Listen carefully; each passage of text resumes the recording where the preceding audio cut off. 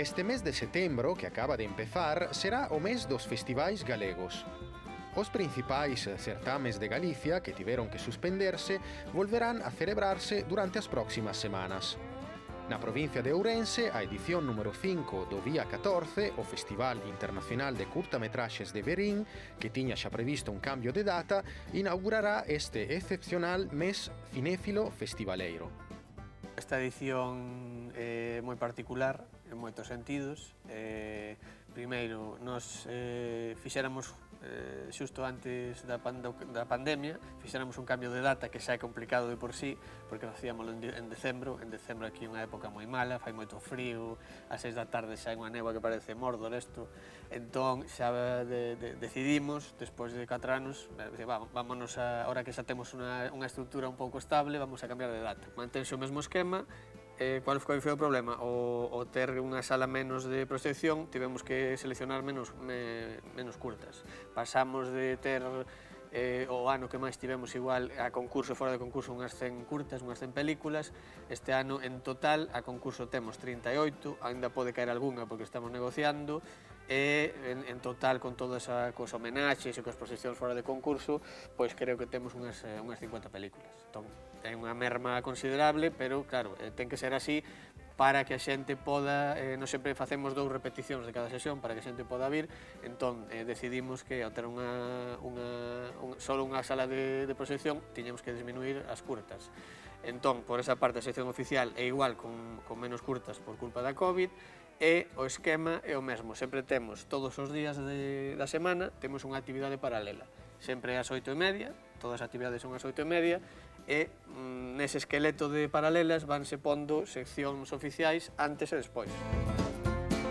O Festival de Verín, que polas circunstancias excepcionais que estamos a vivir, tivo que renunciar a algunha actividade prevista, pero segue mantendo unha programación atractiva, un concurso oficial, ademais das tradicionais actividades paralelas. Tamén haberá unha homenaxe ao actor Luís Saera e a estrea de 2 documentais, Entroidar e Macorinas. Tivemos que suspender certas actividades. Este ano nos queríamos, unha das cousas polas que queríamos facer o festival en setembro era porque queríamos facer concertos. Queríamos facer o festival un pouquiño máis transversal. Concertos, actividades ao aire libre, cousa que non podemos facer. Sí que os teñamos programados ata fai pouco, pero o último órdago da pandemia, sí que falando coa administración pública, e nos entendemos perfectamente, e nos mesmo, por nós mesmos tamén o fixemos, suspendemos os concertos porque entendemos que xa non por a seguridade dentro do recinto ou íamos facer concertos fora ou no que é a organización nosa, pero sí o que se pode xerar ao redor da actividade. Entón, hai un risco importante de que por facer eso ou porque se formen botellóns nos cerren todo o festival, co cual non nos queremos arriesgar. Sí que nos quedamos máis coa parte de fomentar o que é a proxección, os estrenos, sobre todo se poden ser galegos. Temos dous documentais que se estrean, que aparte forman parte do equipo, o sea, son estrenos galegos, fomentar o que é audiovisual, propio noso, e logo sí que este ano é un pouco máis tirando polo local, porque entendemos que o público vai ser un pouco máis local, ou debería ser un pouco máis local. Entón, temos bastantes guiños ao Entroido, como non, actividades do Entroido. Temos sempre a homenaxe, que este año é unha homenaxe á trayectoria profesional de Luís Saera, que sempre temos unha homenaxe. E temos o festival invitado, que sempre o facemos tamén, que é o Playdoc. O esquema é exactamente igual, mantense o mesmo, con os únicos cambios que hai son para reforzar a seguridade. O Festival Vía 14 de Verín inaugurarase este sábado no auditorio da cidade e finalizará o día 13 de setembro. Podedes atopar a programación completa na páxina web do festival.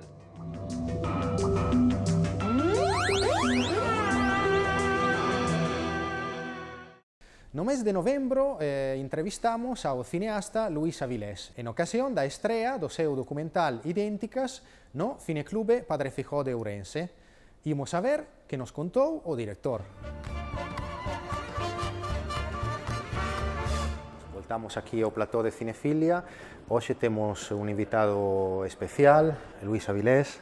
Que tal, Luís? Moi ben, gracias. Benvidos a Cinefilia. Gracias por invitarme. Luís, antes de empezar a nosa conversa, imos ver unha videobiografía sobre a túa traxectoria profesional.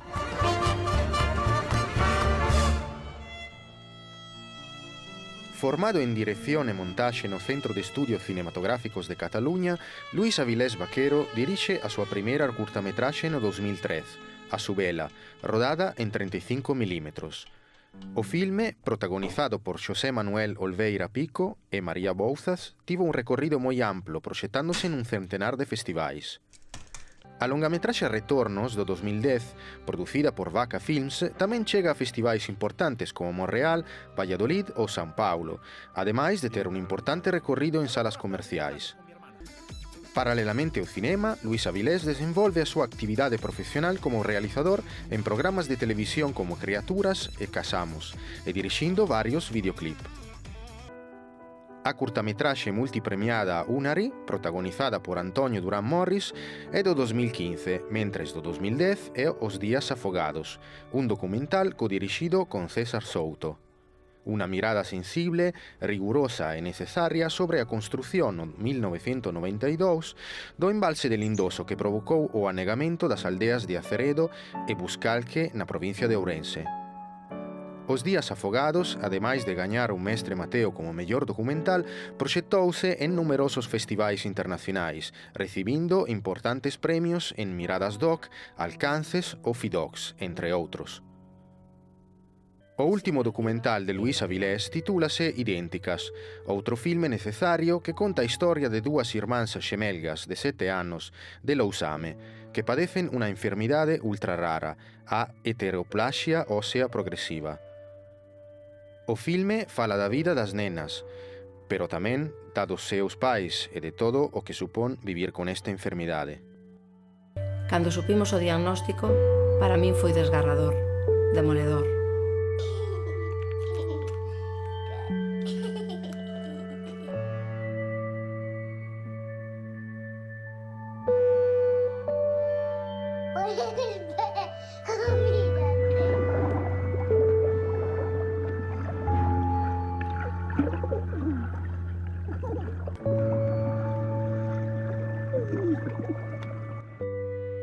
Idénticas gañou un premio como mellor documental nos últimos Mestre Mateo e está agora en pleno proceso de distribución. Tamén proxectouse en Ourense a semana pasada grazas ao Cineclube Padre Feijó. Hoxe temos a sorte de ter a Luis Avilés Vaquero connosco no plató de Cinefilia.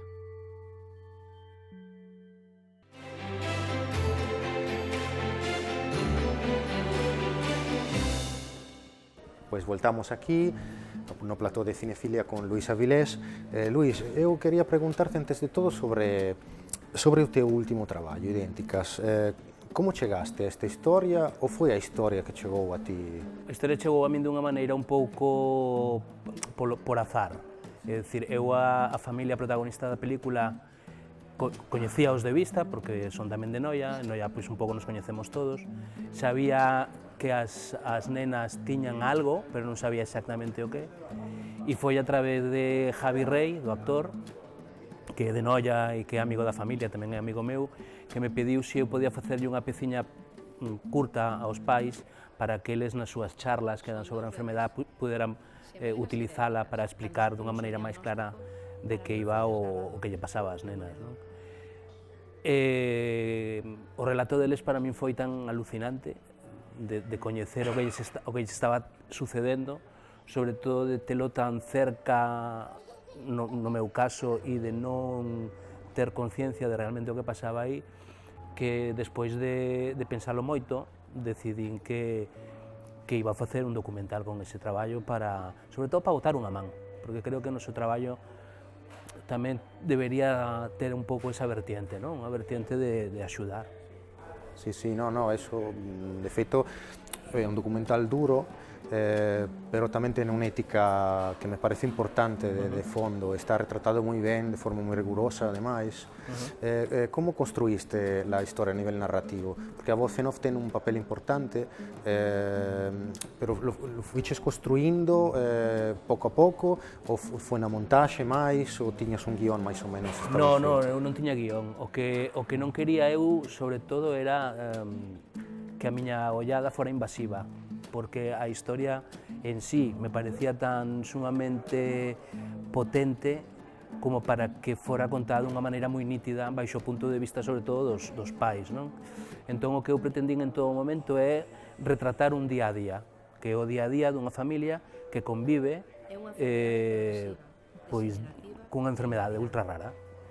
E isto dito así, que pode resultar a mellor algo confuso para a xente, pois significa basicamente iso, vivir cunha enfermidade, non? Entón, como os pais normalizan, os pais e as nenas normalizan esa situación, e para iso era necesario pois bucear nesa realidade deles. Entón, o que fixen foi un seguimento de aproximadamente 2 anos, asistindo cos pais e cas nenas pois a todos os momentos un pouco relevantes da súa vida, non? E neses momentos pois hai moita vida familiar, hai moita vida hospitalaria e sobre todo hai sempre uns momentos de felicidade real buscada por eles e uns momentos de dureza tamén moi asimilada, que para a xente do común é bastante dura, non? E o que pretendí un pouco foi eso, retratar o día a día dunha familia que pasa por un trance así, non? Sí, yo creo que tamén a decisión de coller a voz en off, por exemplo, ¿no? Dos pais que contan a historia, ¿no? Consigues manter esa visión dende dentro, ¿no? Interior, pero a vez tamén manter a distancia, que un pouco penso que o que teñen, están obligados un pouco a facer os pais, ¿no? Vivir a historia porque la viven, pero a la vez tamén intentar de manter un pouco as distancias para poder seguir adiante. A ver, o da voz en off é importante porque falaba de non ser invasivo, e a voz en off son declaracións dos pais. O sea, a voz en off, eu cada vez que iba a rodar con eles, ao final da xornada sempre lles facía unha entrevista sobre todo do que acabábamos de ver e importaba moitísimo como estaban eles a nivel emocional. Entón, cada día eu entrevistábaos e ese off, ese discurso que é o que leva toda a historia, está sacado das súas propias declaracións e está leído por eles. É dicir, tuvemos a opción, a posibilidade de que houbera locutores profesionales, pero parecíame sacar un pouco a historia do seu contexto, non? Porque todo o que eu estaba vivindo ali, estaba vivindo tamén por voz deles. Eles eran os que me contaban a min, entón eu quería que esa experiencia miña chegara ao espectador dunha maneira o máis clara posible, non? Por eso decidimos que eles foran os que leran esa voz, non? Hai unha parte tamén que a mí me gustou moito, que xa na segunda mitad da película tamén, no? Cando xa a historia individual se converte en colectiva, no? E iso me recorda moito o traballo que facían os teóricos do neorrealismo, no? Por exemplo, que eles intentaban sempre que unha historia individual chegase un momento da película que se convertera en colectiva, un drama individual e un drama colectivo, no? Hai esa escena moi suxerente do final de Ladrón de Bicicletas, no? Tamén cando o neno colle pola mano pai e esas dos figuras, esa historia tráxica, no? Individual, se vai perdendo no medio da xente, no? Entón o individuo, a historia xa é compartida por todo o mundo, no? E hai un momento no documental que eso pasa e me gustou moito, no? Porque como a xente se involucrou, no? Nesa historia, como a historia dun individuo é parte da sociedade, no? Sí, aquí o colectivo de unha maneira mellor un pouco máis subliminal está dende o principio e despois o final é evidente, non? De aí tamén ven un pouco o título, porque idénticas non solamente fala da condición das dúas irmás, que son símilgas idénticas, non? Sino que fala de que todos somos iguais. É dicir, o feito de que a enfermedade que teñen as nenas, que só a teñan 62 persoas no mundo, non significa que a nós non nos involucre de alguma maneira. Entón, o que eu sempre quixen reflexar na historia é esa parte colectiva, non? Donde estamos nós nunha historia tan particular, non? Donde estamos os demais? E un pouco a miña mirada como realizador intenta indagar un pouco aí, non? E a presencia colectiva está, evidentemente, de unha maneira clarísima no documental, pero tamén na vida deles. Eles, todo o que consiguen, non o conseguirían se non houbera unha colectividade, non?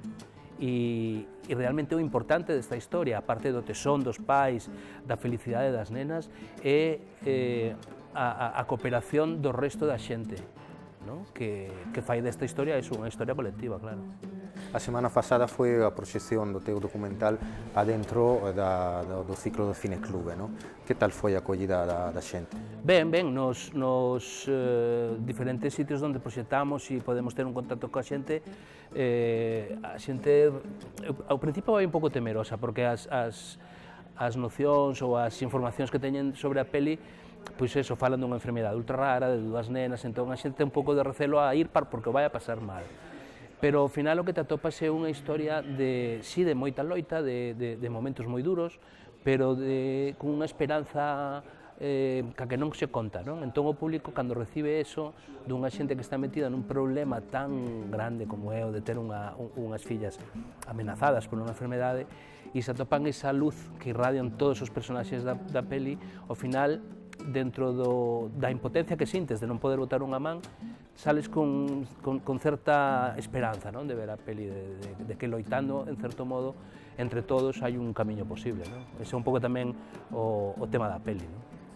Hai tamén, bueno, en outra película tamén que fixeches Os días afogados, tamén había esa relación do individuo coa colectividade, e tamén aí non había un proceso, de historias individuais que de repente tamén todo se volta colectivo. É unha película ademais que ten algo que ver con Ourense tamén, unha parte importante, bueno, importante a película, ten que ver relacionada moi con Ourense. Pois aí como foi o proceso, por exemplo, de traballo, non? Imagino xa foi diferente. Bueno, aí foi xa, nos días afogados o que contábamos é como para facer o embalse de Lindoso se anegaron unha serie de aldeas da parte galega da fronteira con Portugal, non? Eu coñecía pouco a historia, entón normalmente gustame traballar a base de que a propia historia me vaya sorprendendo. Entón nesta ocasión pois foron moitas visitas a Lobios, que é onde sucede a historia, onde están as aldeas, onde está a xente que viviu este drama, e a medida de ir con certa asiduidade a rodar e tal, e coñecer xente, foi un pouco como fomos montando esa historia, non? Entón, a min gustame ese tipo de cine, non? Que vas cunha idea e que de repente hai un volantazo e vas para outro lado e se convierte noutra cousa, non? E é algo que te obliga a estar moi atento ao que estás facendo, non? Porque esas cousas que te sorprenden a ti tamén sorprenden ao espectador, entón hai como unha especie de traballo de vigilancia, non? A hora de traballar, non? De ir buscando que esa historia tamén te vaya dando cousas. A min é o que máis me gusta do documental, non? Esa incertidumbre a hora de, bueno, e hoxe que vamos a facer, non? E que tal? Porque tú traballaches tamén en produciones como Retornos, traballaches con actores, Unari, etc., ¿no? E traballaches nese caso con actores que, bueno, que non podo decir non profesionais, porque en realidad non o fan de profesión, pero se portan de forma profesional, ¿no? Cal é a situación que prefires, ¿no? Ahora estabas dicindo que disfrutaches mucho desa situación de Los días afogados, por exemplo. Cal prefires? Cada proxecto ten, a mí gustame as dúas. Eu fago de todo, o sea, o que me interesa é que unha historia me penetre de tal maneira que teña necesidade de contala. A ficción ten unha parte de traballo en equipo moito máis necesaria, porque son moitas creatividades as que acaban sacando un produto adiante, e o documental tamén ten esa creatividade, pero é algo mellor un pouco máis solitario, non? Ten moito de traballo de campo, de inmediatez, non depende do tipo de documental que fagas, apenas hai ensaios, se é unha cousa de realidade tens que estar aí e gravala, entón son diferentes maneiras de facer que todas teñen alimento para un realizador, entón, quero dicir, eu hai xa uns anos que non fago ficción, gustaríame volver a facela, o traballo cos actores e cos equipos creativos dunha película de ficción son moi interesantes e moi bonitos e todos estamos encarrilados a traballar nun mesmo sentido e te dá moitas cousas nas diferentes fases dunha peli, non? Ao principio son moi solitarias porque escribes, creas, pero despois en canto empeza unha preproducción e hai un equipo, a película empeza a cobrar outro tipo de vida, non? Para min as pelis durante todo ese proceso, tanto documentales como ficción, son como seres vivos, non? Que hai que estar alimentando, que van medrando e que tens que ir coidando de por donde van para ti ir con eles, non? É unha cousa moi bonita, a min gustame moito. Pois, Luís, eu te agradeço-te moito de compartir connosco as túas experiencias profesionais. Estamos xa al límite de tempo. Queres engadir alguna cousiña máis se estás traballando en un proxecto novo? No, ahora mesmo estou empezando un novo docu con César Soto, co que dirixín Os días afogados, e estou na 7ª versión dun guión dunha longametraxe que espero que algún día se faga, porque isto tamén ten esa parte de traballar moito sin saber si algún día se vai a facer, non? Pero bueno, a ver, espero que sí. A ver, pois moitísima sorte. Gracias. Moitísima sorte, xa sabes que estás invitado aquí para contarnos as evoluciones destes novos proxectos. Eu encantado. E agora volvemos a ver unha entrevista co director Domingo Díaz do Campo, que nos falou dun dos seus últimos traballos, O desafío do Sil.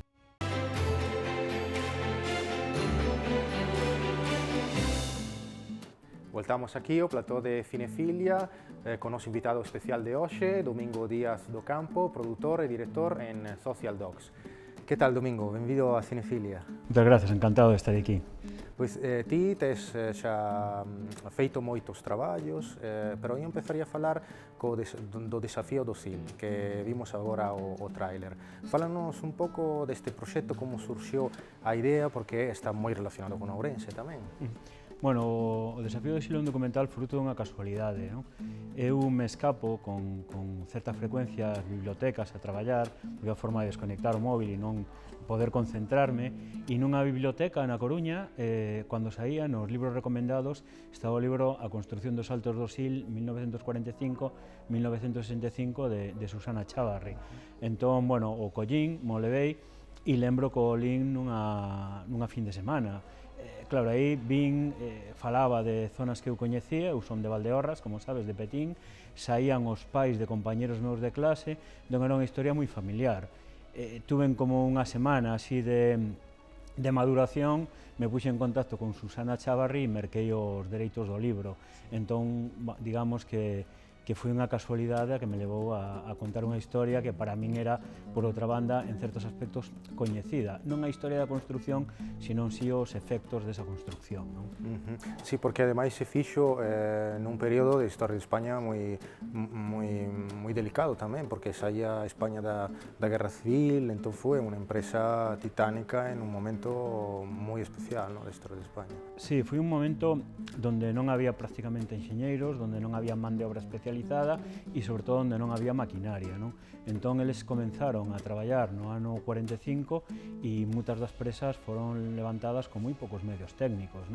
Foi unha empresa, digamos, inxente de man de obra e de vontade, sobre todo, e de vontade de sacrificio. Eu creo que sobre todo o que levantou os Saltos del Sil foi o sacrificio das xentes que traballaron na empresa. Sí, porque morreu tamén xente na construción da obra. Sí, morreu moita xente, están catalogadas mortes, pero eu estou casi seguro de que hai moita xente que morreu e que non queda registrada. A xente traballaba semanalmente, había moitas empresas nunha mesma obra traballando e o descontrol, cando ves os vídeos de arquivo das primeiras obras están subidos a 100 e pico metros atados con cordas, cunhos andamiaxes feitos de madeira.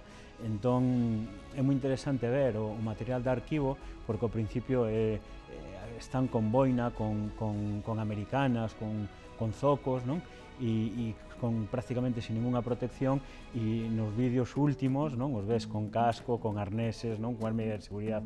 Entón, si, era froito da época, morreu moita xente en accidentes de traballo, en accidentes laborais nas propias obras, e depois, en algunha desgracia, maiores. Sí, o teu traballo está moi ben documentado, a verdade é que mistura moi ben o material de arquivo, a voz en off tamén ten un papel fundamental. A min, confeso que recordábame moito os primeiros traballos de Ermanno Olmi, do cineasta italiano, que ocupouse e fixo moitos traballos sobre o que é o traballo da industria, da empresa, e sobre todo dignificando o traballo do traballador. Bueno, a mí me encanta que compares o Desafío do Sil cos traballos de Olmi, porque é un director que eu admiro moito. Eu coñecía solo del o Árbol dos Zocos, non? E falando contigo, cando xa unha vez me fixei esa sembranza, procurei ver máis películas del, non? Todas me parecen maravillosas, non? Unha dignificación da clase obreira, non? Dos humildes, me parece, bueno, quer dicir que é un director que eu admiro, pero nunca conseguín ver os documentais. Sí, porque estos que fixo ao principio foron por Edison Volta, que era a empresa onde él traballaba, e foi a empresa a darlle a cámara e o material para poder empezar a facer cine, non? Entón, él documentaba os avances da empresa, e a primeira película que fixo, de feito, chamábase Il tempo se fermato, antes del posto, e era unha película ambientada nunha presa, Sí, en los Alpes. a coñecín esa película, a teño. Eu merquei todo o que puden despois de falar contigo, merquei todo o que puden de Olmi, pero os documentais algún día os conseguirei, de momento non os teño. Sí, sé que fixeron unha edición completa en Italia, da editorial Feltrinelli, creo, pero creo que en España ainda non chegaron. Si, eu son un admirador, xa che digo, da obra de Olmi, me parece que pon non a clase obreira nun sitio que debe estar de dignificación, non? Dignificación do esforzo, e depois ten unha cousa, o cine de Olmi, que a mí me interesa especialmente, e é que transmite uns valores éticos, non? E morais que me parecen fundamentais, non? E que tamén son moi importantes nos traballos que fas ti con Social Docs, non? Outro traballo tamén, bueno, antes de falar do outro traballo tamén hai que remarcar que hai novidades sobre o Desafío do Sil, non? Sí. Que se proxectará en breve en Nova York, tamén terá difusión aquí moi preto, non? Fálanos un pouco desas novidades. Sí, agora mesmo estamos traballando na edición dun libro DVD, donde se irá o documental, o making of, non? E tamén textos tanto de Susana Chávarre como de Antón Rodicio, non? Acompañado de fotografías, e o lanzaremos, bueno, creo que en un par de meses, non? E acompañando o lanzamento do DVD, pois trataremos de facer unha proxección seguindo todo o río Sil, non? E os seus afluentes, non? Que me parece que é o que se merece.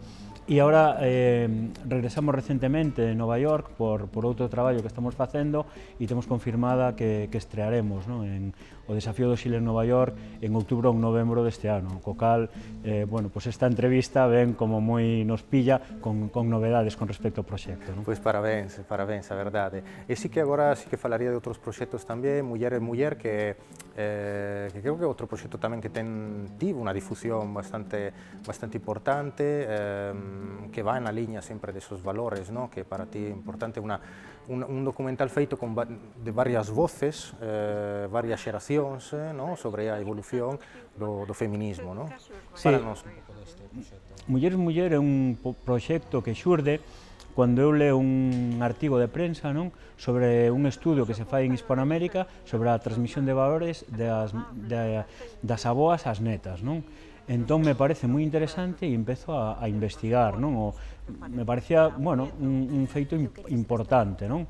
E entón empezamos a facer unha investigación, a traballar, e cando tiñamos o proxecto medio armado, pois contratamos a unha guionista, non? Para facer o guión, e a unha directora, non? Porque me parecía que era importante, eu aí exercín solo de productor, porque me parecía que era importante, non? Que ao falar de mulleres pois fosen as voces das mulleres tamén as que o contaran, non? E un proxecto que conta, non? A evolución de 6 familias a través das voces das aboas, das nais e das netas, non?